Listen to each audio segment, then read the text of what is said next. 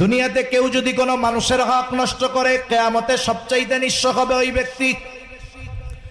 রাসূলুল্লাহ সাল্লাল্লাহু আলাইহি ওয়াসাল্লাম সাহাবায়ে কেরামকে জিজ্ঞাসা করেন, তোমরা কি জানো কিয়ামতের দিন সবচাইতে নিঃস্ব হবে কে, মুফলিস কে হবে?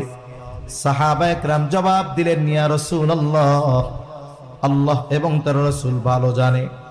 নবীজি সাল্লাল্লাহু আলাইহি ওয়াসাল্লাম বলেন, কিয়ামতের দিন সবচাইতে নিঃস্ব হবে ওই ব্যক্তি যার দুনিয়াতে নেক আমলের কোনো অভাব নাই, তাহাজ্জুদের অভাব নাই, তার দান সাদকার কোনো অভাব নাই, হজ উমরার অভাব নাই।